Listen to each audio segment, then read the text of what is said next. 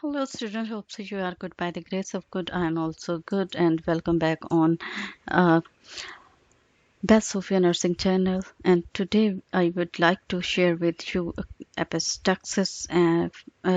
Before going to explain epistaxis, we read about objectives. By the end of this unit, the learner will be able to explain and discuss about will be able to review the anatomy and physiology of nose, discuss the nursing care of patient with deviated nasal septum, explain the emergency care of patient with epistaxis. Before going to our chapter, our topic, please do subscribe, like and share my channel with bell icon mostly press because every new unit and topic show in your inbox channel.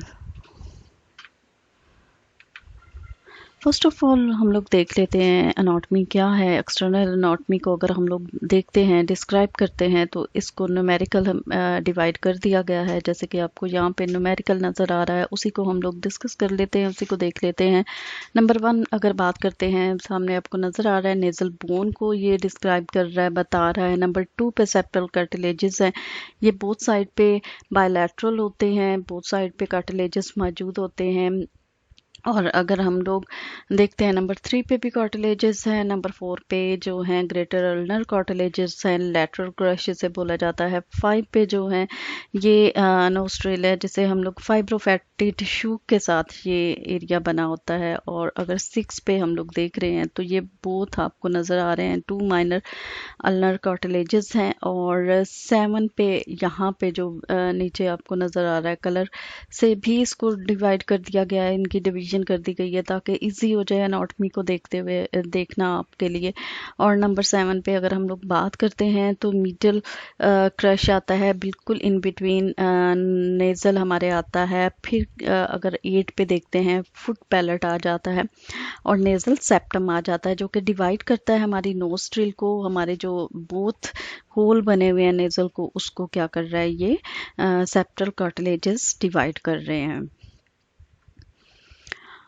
ये आपको नज़र आ रही है anatomy, same वही anatomy है जिसको last slide पे हमने डिस्कस कर दिया है। उससे पहले हम लोग देख लेते हैं कैशल जो है ये क्या कौन से ये है क्या कैसल वेज प्लैक्सिस की अगर बात करते हैं। अगर इसको आपने मज़ीद देखना है, इसके बारे में रीड करना है, तो साइड पे आइकन आपको नज़र आ रहा होगा, यहाँ पे जाके आप मेरी वीडियो देख सकते हैं। इस पर कंप्लीट वीडियो बनी हुई है, जो कि यहाँ पे जस्ट हम लोग एनाटॉमी को टच करेंगे। और ये कैसल्स क्या हैं, एक्चुअली ये बंचेस हैं, ब्रांचेस हैं, ये पूरा एक जाल है जो कि प्रेजेंट होता है हमारे नेज़ल के अंदर, इंटीरियर एंड पोस्टीरियर साइड में मौजूद होता है। और इसका काम क्या होता है अगर हम लोग देखते हैं तो बेसिकली इसका काम ब्लड सप्लाई करना होता है। जो इंटीरियर पोस्टीरियर एपी हम लोग देख रहे होते हैं,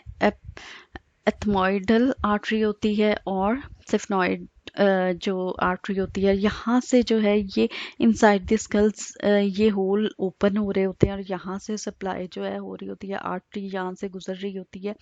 और यहीं से जो है ये मैक्सिलरी आर्टरी जो है एक्सटर्नल की अगर बात करते हैं तो वहीं से मैक्सिलरी आर्टरी भी गुजर रही है, जो कि सप्लाई करती है, ब्लड सप्लाई करती है हमारी स्किन को, हमारी बॉडी को ऑक्सीजनेटेड ब्लड सप्लाई करते हैं। जिससे क्या होता है कि हमारी स्किन, हमारी यहाँ पे बात कर रहे हैं फेशियल की, तो वो क्या होता है हेल्दी होता है, नॉर्मल।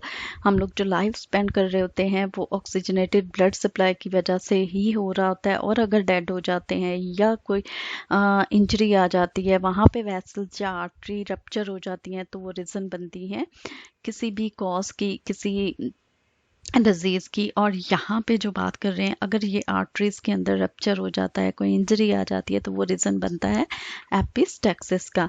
अब अगर हम लोग देखते हैं, ये भी एनाटॉमी आ जाती है, कहाँ से इनकी सप्लाई होती है। अगर हम लोग देखते हैं स्फिंक्टर पैलेटन आर्टरी देखते हैं कहाँ से गुजरती है, ये आपको नज़र आ जाएगा ये और ये पोस्टीरियरली मौजूद होता है। ये नेज़ल है हमारा, और अंटीरियरली एंड पोस्टीरियरली क्या है, जो एथमॉइड और सिफनॉइड है, वहाँ से ये आर्टरी सप्लाई कर रही होती हैं और ये ब्लड सप्लाई बेसिकली कर रही होती हैं। एपिस्टेक्सिस बेसिकली अगर हम लोग देखते हैं तो epistaxis also known as a nose bleed, ये पिक्चर में भी आपको नज़र आ रहा है कि नोज ब्लीड होती है किस तरह से। कोई रीज़न हो सकती है, क्या रीज़न है, क्यों हेमरेज जो है वो अक्कर हुई, नोज से क्यों आना शुरू हो गया, कॉज क्या होता है, बाय रप्चर ऑफ टिनी जो वेसल्स होती हैं डिस्टेंडेड हो जाती हैं, वो क्या हो जाती हैं, वो रप्चर हो जाती हैं। बहुत छोटी थिन आर्टरीज और वेसल जब ब्रेक डाउन होता है उनके अंदर, जब वो फट जाती हैं किसी चोट लगने की वजह से, या फिर एक मेजर रीज़न भी बनती है। मोस्टली ये अक्कर होता है सर्दियों के दौरान जो है ये कंडीशन हो रही होती है, या बहुत ज़्यादा गर्मी की वजह से, जिसकी ये रीज़न होता है या तो ड्राइनेस की वजह से, जब म्यूकस सही से प्रॉपरली नहीं बन रहा होता हमारे नेज़ल के अंदर, तो ये आर्टरीज ड्राई होने की वजह से रप्चर होना शुरू हो जाती हैं। या फिर सेकंड रीज़न क्या होती है, चोट लग जाती है या जो है ड्राइनेस की वजह से होता है, और सेप्टम में से जो है ये ब्लीडिंग हो रही होती है। अब इस ब्लीडिंग किस तरह से एपिस्टैक्सिस होता है, इसको क्लासिफाइड कर दिया गया है टू पार्ट में, interior epistaxis and posterior epistaxis. अगर हम लोग इंटीरियर की बात करते हैं, blood come out through the nostril, जो हमारी नाक है वहां से हमें विजिबल हो रहा होता है, हमें नजर आ रहा होता है कि ब्लड जो है एकदम से निकलना शुरू हो गया। और अगर पोस्टीरियरली हम लोग बात करते हैं तो ब्लड बैक फ्लो चला जाता है, थ्रोट के अंदर गिरना शुरू हो जाता है, और बहुत ही ये कॉफ़ी लाइक कलर का होता है। और पेशेंट को क्या होता है, वॉमिट जब आती है तो उसमें ब्लैक कलर का, जैसे कॉफ़ी का कलर होता है, इस तरह से ब्लीडिंग उसको नज़र आती है पेशेंट को।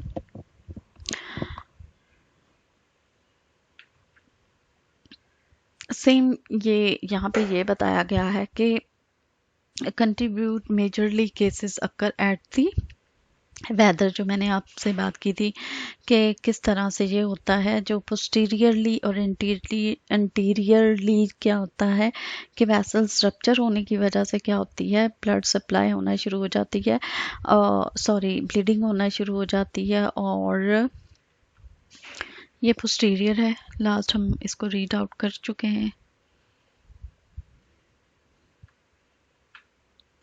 इटियोलॉजी इसकी अगर हम लोग देखते हैं, कॉजेज इसकी देखते हैं, इंक्लूड डायरेक्ट ट्रॉमा की वजह से होती है, जो मैंने अभी बात की, नोज पिकिंग की वजह से, इरिटेशन ड्राइनेस की वजह से, बहुत ज़्यादा नोज में जो है जैसे क्लीन करते हैं हम, तो उस वजह से भी इंजर्ड हो सकता है, ज़ख्म आ सकता है, और वो फिर कॉज बन सकता है। एसोसिएटेड विद ब्लीडिंग,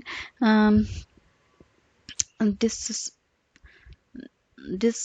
डिस्क्रेशिया और कंजेनाइटल हो सकती है, ट्रोमेटिक आर्टरी वेनस मालफॉर्मेशन हो सकती है, एंटीकोगुलेशन इसके अंदर दे सकते हैं। अगर हम लोग दे रहे हैं, पेशेंट अगर एंटीकोगुलेंट ले रहा है, वो भी रीज़न बन सकती है ब्लीडिंग की।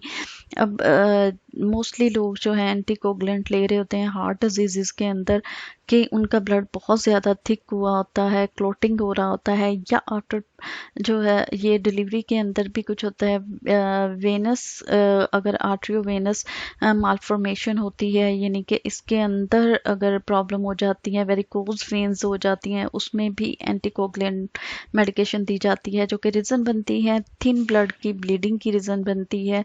तो सबसे पहले जब पेशेंट आते हैं हमारे पास, तो उनसे मेजर कॉज जो अगर देखी जाती है तो यही कॉज होती है, और ये कॉमन कॉजेज़ के अंदर इसको इंक्लूड किया जाता है। और अगर हम लोग कॉमन कॉजेज़ को एपिस्टेक्सिस में देखते हैं तो ट्रॉमा हो सकता है, एलर्जी कोई हो सकती है, क्रोनिक इन्फेक्शन हो सकता है, और रेनिटस हो सकता है। क्रोनिक इन्फेक्शन रेनिटस कंटिन्यूसली अगर उसका किसी पर्सन को जो है फ्लू लगा हुआ है, नेज़ल फ्लू निकल रहा है, पानी की तरह निकल रहा है, तो उसकी वजह से भी वहाँ पे क्या होगा कि वो जगह क्या होगी, ज़्यादा मॉइस्चर रहने की वजह से, ज़्यादा गीला होने की वजह से वहाँ से वेसल्स जो हैं गलना शुरू हो जाती हैं, फिर रीज़न बनती है ब्लीडिंग की। केमिकल इरिटेशन हो सकते हैं, इरिटेंट हो सकते हैं ऐसे केमिकल जो कि कंटिन्यूसली जो लोग फैक्ट्रियों में काम करते हैं तो उसके ज़रिए भी ये वो भी रीज़न हो सकती है। मेडिकेशन एंटीकोगुलेंट हो सकता है।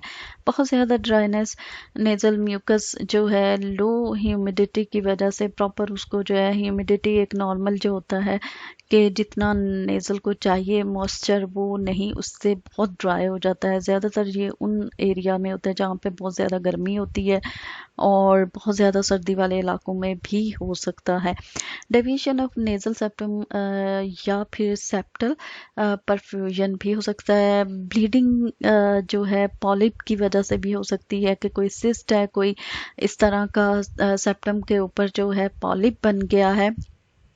और उसे क्या कहते हैं, इन्वर्टेड पापुलोमा भी बोला जाता है। और ये भी रीज़न बनता है ब्लीडिंग की। अगर कोई गुठली लाइक आप देखते हो कि आपके नाक के अंदर कोई गुठली है या मांस बढ़ा हुआ है तो फ़ौरन आप डॉक्टर के साथ कंसर्न करें ताकि आप as soon as possible treatment ले सकें और इस प्रॉब्लम से जान छुड़वा सकें या इस प्रॉब्लम को सॉल्व कर सकें। इसके अलावा ट्यूमर भी हो सकते हैं जो कि इनसाइड दी स्कल हो सकते हैं, वो भी रीज़न बन सकते हैं। और भी बहुत सारी रीज़न हैं जिसकी वजह से एपिस्टैक्सिस हो सकता है। ट्रोमेटिक है, ट्यूमर्स हैं, ये सारी इन्फेक्शियस कॉजेज़ हैं जिसमें एलर्जी आ जाती है, साइनाइटिस आ जाता है, राइनाइटिस आ जाता है। और इसके अलावा डिसऑर्डर ऑफ हेमोस्टेसिस आ जाते हैं जिसमें ल्यूकीमिया आ जाता है, वाइट ब्लड सेल प्लेटलेट्स की कमी की वजह से भी या विटामिन के की कमी की वजह से, हेपेटिक डिजीज़, यूरेमिया की वजह से ये रीज़न होती हैं कि क्या होता है, ब्लीडिंग होने के चांसेस इंक्रीज हो जाते हैं। होप सो ये आपको समझ आ रहा होगा, तो इसको लाइक करें, शेयर करें, सब्सक्राइब करें और बेल आइकन को ज़रूर प्रेस करें और कोशिश किया करें पूरी वीडियो देखें ताकि मेरी जो है मोटिवेशन और ज़्यादा बढ़े और मैं आपके साथ और मज़ीद टॉपिक लेकर आऊँ। और वो उसी वक्त पॉसिबल होगा जब आप बेल आइकन को प्रेस करेंगे। डायग्नोस्टिक टेस्ट हम लोग करवा सकते हैं। डायग्नोस्टिक टेस्ट लैब के अंदर होते हैं जिसके अंदर देखा जाता है कि क्या कॉजेज़ है, क्या रीज़न है कि और क्या ट्रीटमेंट पर्सन की स्टार्ट करनी है। उसके लिए सीबीसी करवाया जाता है, प्लेटलेट्स काउंट देखे जाते हैं, पीटी और पीटीटी देखे जाते हैं, ब्लीडिंग टाइम देखा जाता है जिसमें ब्लीडिंग और कॉग्निटिव टाइम को ऑब्जर्व किया जाता है। कोगलेंट टाइम जो है उसको ऑब्जर्व किया जाता है कि कितना है, कितनी देर में ब्लड कोगलेंट हो रहा है, कितनी देर में क्लॉटिंग बन रहा है, यानी कि ब्लीडिंग और क्लॉटिंग टाइम को ऑब्जर्व किया जाता है ताकि उसको अगर तो बहुत देर से क्लॉट बन रहा है तो उसको ट्रीट किया जाए और अगर बहुत जल्दी बन रहा है तो क्या रीज़न है। ये ओवरऑल जो है आफ्टर इन्वेस्टिगेशन ही पता चलता है, स्क्रीनिंग के बाद पता चलता है। सीटी स्कैन करवाए जाते हैं, एक्सरे करवाए जाते हैं ये देखने के लिए कि कोई पॉलिप्स तो नहीं है, कोई ट्यूमर तो नहीं है या साइनस है। जैसे लास्ट आप मेरी वीडियो को देख सकते हैं, उसमें साइनस के बारे में भी बताया गया है। या फिर अगर उसके पॉलिप है, ट्यूमर है या रेनिटाइटिस है, यानी वो कंटिन्यूसली उसको फ्लू लगा हुआ है तो उसका बायोप्सी भेजी जाती है ताकि प्रॉपर उसको इन्वेस्टिगेट किया जाए। स्पेशली ये जो है स्मोकर्स के अंदर ज़्यादातर देखने में मिल रहा होता है क्योंकि ये भी एक मेजर रीज़न बनती है एपिस्टैक्सिस की। मेडिकल मैनेजमेंट अगर हम लोग देखते हैं तो क्लाइंट को जैसे हमारे पास आता है तो client with epistaxis usually arrives the emergency room following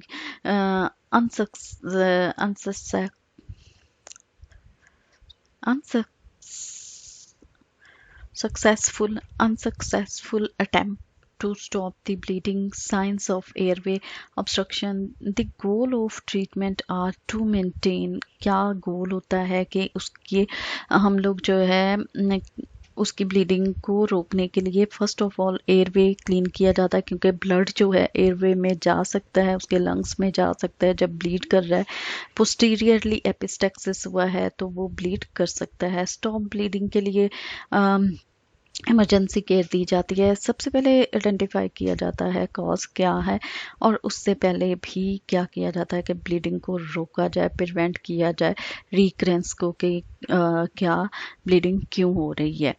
initial treatment के अंदर क्या किया जाता है, पिंच ऑफ नोज उसका कर दिया जाता है, कि ताकि उस जहाँ से पोस्टीरियरली अगर आ रहा है ब्लड तो वो उसको स्टॉप किया जाए। Apply continuous pressure pinching near together for 5 to 10 minutes तक क्या किया जाता है, पिंच किया जाता है उसके नेजल को, ताकि जो एक टाइम होता है ब्लीडिंग और क्लॉटिंग टाइम का, ताकि उस टाइमिंग के अंदर क्या हो, ब्लड स्टॉप हो सके। प्रेशर अप्लाई किया जाता है between the upper lip and gum में help in some difficult cases. अगर बहुत ज़्यादा ब्लीडिंग के साथ आया है, बहुत कम रेशो होता है कि लोग ज़्यादा ब्लीडिंग के साथ आते हैं, तो क्या किया जाता है, उसके गम्स पर भी प्रेशर दिया जाता है। If no improvement, pack the nose with vasoconstrictor, soaked gauze and heavy coat of the petroleum jelly for 10 minutes. और क्या करते हैं, गोज के ऊपर पेट्रोलियम जेली लगाकर उसको पैक कर दिया जाता है। नाक को जेली लगाने का पर्पस ये होता है कि वो साथ में चिपक नहीं जाए और ज़्यादा ब्लीड नहीं हो जाए पर्सन। तो 10 मिनट तक उस पैकिंग को लगाकर पर्सन को छोड़ दिया जाता है। इसके अलावा अगर देखते हैं, ये वो स्टेप्स हैं जो कि करने चाहिए। डू एंड डोंट की बात हम लोग कर सकते हैं। फर्स्ट एड एज अगर आप घर पे हैं और किसी को अगर हो गया है, तो ये 3 स्टेप आपने मस्टली करने हैं, ताकि पर्सन को उस टाइम पे ब्लीडिंग को रोक सकें। और अगर ब्लीडिंग नहीं रुक रही तो इमरजेंसी में हॉस्पिटल में आप ला सकते हैं। और अगर हमें पता नहीं है कि कहाँ से हमने उसको पिंच करना है, तो ये वो एरिया होता है, यानी कि बोनी रीजन होता है जहाँ से पिंच किया जाता है। ये सॉफ्ट वाली जगह ये देख रहे हैं आप, यहीं पे वेसल्स जो हैं वो रप्चर हुई, ब्लड वेसल्स, और ब्लीड करना शुरू हो गया पर्सन। अब सीवियर केसेस के अंदर क्या होता है कि जैसे मैंने बात की कि बहुत रेयर केसेस में आते हैं कि सीवियर केस के साथ है। In severe cases no state and no क्या किया जाता है, no state and inserted a Foley catheter. एक कैथेटर की सूरत में इस तरह से आता है जिसके आगे बालून होता है, जैसे फोलिस कैथेटर यूरिनरी कैथेटर होता है, ऐसे ही ये भी एक कैथेटर होता है। इस तरह से ये दिखता है, और जब इसमें एयर फिल कर दी जाती है तो ये इस तरह से बालून की सूरत में बन जाता है। और फिर इसको क्या करते हैं, एयर फिल करने के बाद छोड़ दिया जाता है इसको कुछ टाइम के लिए, ताकि ब्लीडिंग जो है, प्रेशर, ये एक्चुअली प्रेशर दिया जा रहा होता है ताकि वेसल्स जो हैं प्रेशर के साथ क्लोज हो जाएं। ये इस तरह से इसको लगाया जाता है, और इसको इस तरह से लगाया जाता है नाक के अंदर, और फिर इसमें एयर फिल कर दी जाती है। ये वो स्टेप हैं जिनको आप यूज़ करते हुए क्या करेंगे कि इस पैकिंग को रख सकते हैं। सबसे पहले आप सोक करेंगे, फुल 30 सेकेंड के लिए आप इसको सोक करेंगे। उसके बाद क्या करना है, नेज़ल के अंदर इंसर्ट करना है। इंसर्ट करने के बाद एक सिरिंज लेंगे और सिरिंज के साथ एयर फिल करेंगे। एयर फिल जब कर लेंगे तो ये पैकिंग इस तरह से वो पूरी नाक के अंदर एक बलून क्रिएट कर देगी, बलून की तरह जो है ब्लो हो जाएगी। और 15 to 20 मिनट तक इसको लगाए रखना है। और ज़्यादातर मोस्टली केसेस जिनमें बहुत ज़्यादा ब्लीडिंग हो रही होती है, उनमें 24 से 72 आवर्स तक इस पैकिंग को रखा जाता है। और फिर उसके बाद ऑब्जर्व किया जाता है, देखा जाता है, ताकि उस ये ऑब्जर्व किया जाता है कि नेज़ल ब्लीडिंग हो रही है कि नहीं। और एयर फिल करने के बाद इस तरह से इसको स्टिकिंग कर दी जाती है और सिरिंज को रिमूव कर दिया जाता है। होप सो आपको ये पसंद आ रहा होगा, तो इसको लाइक करते हैं, शेयर करते हैं, और बेल आइकन को ज़रूर प्रेस करें। और एक दफ़ा फिर आपसे रिक्वेस्ट है कि पूरी वीडियो देखें, ताकि न्यू अपडेट्स के साथ मैं आपके साथ आ सकूं और न्यू वीडियो आपके साथ बना सकूं। इमरजेंसी डिपार्टमेंट के अंदर हमने वो देख ली, इमरजेंसी ट्रीटमेंट किस तरह से होती है। इसको थोड़ा सा मेनोमैनिक कर लेते हैं हम लोग के, किस तरह से इन वर्ड्स को हमने डिवाइड कर लिया कि अगर एपिस्टेक्सिस आप देख रहे हो, इस वर्टिकली अगर हम लोग देखते हैं ये स्पेलिंग बन रहे हैं एपिस्टेक्सिस, तो इसको मेनोमैनिक किया गया है। तो ई से एग्जाइमन है कि किस तरह से आप एग्जाइमन करेंगे इंटीरियर और पोस्टीरियर ब्लीडिंग। हमें पता चलेगा कि जब हम लोग एग्जाइमन करते हैं पेशेंट का तो पता चलता है कि कहाँ से ब्लीडिंग हो रही है, अंटीरियर पार्ट से हो रही है या पोस्टीरियर से हो रहा है। पी की बात करते हैं तो प्रेशर है जो कि अप्लाई किया जाता है कंप्रेशन फिंगर के साथ, जो पिंच कर रहे होते हैं हम नोज को, उसका सॉफ्ट पार्ट जो है उसको हम लोग प्रेशर दे रहे होते हैं। इसके साथ साथ हम लोग क्या कर रहे होते हैं, जो पैकिंग रखी है वो भी अप्लाई कर रहे होते हैं, वो भी प्रेशर का काम करता है। इरिगेट है, I for irrigate with warm water, ताकि वो सही से क्लीन हो सके और हम लोग अपनी पैकिंग वहाँ पे रख सकें। आगे आता है सिल्वर नाइट्रेट आ जाता है, मेडिकेशन है जो कि अप्लाई की जाती है, दी जाती है लोकली मेडिकेशन है। और एंटीरियर वेसल क्या होता है आइडेंटिफाइड करने के लिए कि अगर वेसल्स जो हैं रप्चर हैं इंटीरियरली तो क्या किया जाए, सिल्वर नाइट्रेट दिया जाता है ताकि कुछ देर के लिए वो क्या हो, उसको ट्रीट करने के लिए दिया जाता है। टेम्पेंस हैं, टेम्पेंस इंटीरियर नेजल और पोस्टीरियर बलून टेम्पेंस होते हैं, जो कि आपको मैंने दिखाया था लास्ट स्लाइड पे, आप वीडियो बैक करके देख सकते हैं। वहाँ पे वो टेम्पेंस भी उसे बोलते हैं जो पैकिंग है। एफ्रेन अगर बात करते हैं तो ऑक्सीमेटाजोन है, ये भी मेडिकेशन है जो कि दी जाती है, स्प्रे की सूरत में होती है जो कि नेजल में स्प्रे किया जाता है फॉर अ ट्रीटमेंट। टेक्सा की बात करते हैं, also it is a gel or solution on a tampon. Tampon जो है, जो अंदर पैकिंग रखी जाती है उसके ऊपर ये जेल लगाया जाता है ताकि बाकी एरिया जो है वो मॉइस्ट रहे और उसके साथ साथ ब्लीडिंग भी स्टॉप हो सके। इंटरवेंशन आई से जो है इंटरवेंशनल रेडियोलॉजी है, यानी कि ईएनटी की जो है एम्बुलेशन करवाई जाती है।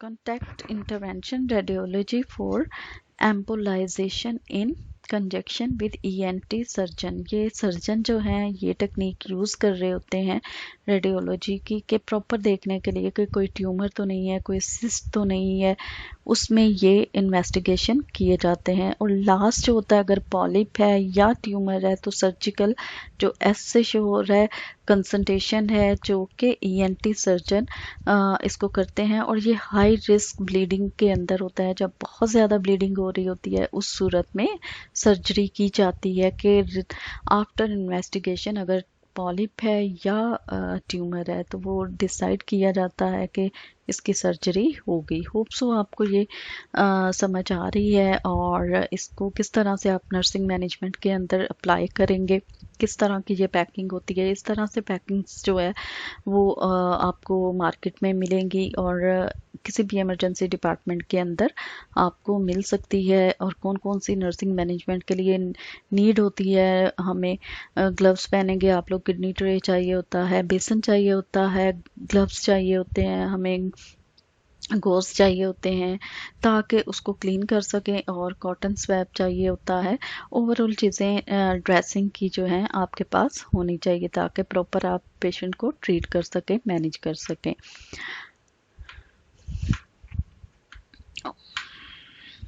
पेशेंट टीचिंग के अंदर क्या करेंगे, पेशेंट को जब वो सही हो जाता है तो उसको टीच करें, उसके पेरेंट्स को अगर बच्चा है या बड़ा है तो उसको बताएंगे कि किस तरह से इन केस अगर घर पे हो जाता है वापस से एपिस्टेक्सिस उसको होता है तो कौन सी टेक्निक यूज़ करनी है, जो प्रेशर टेक्निक है।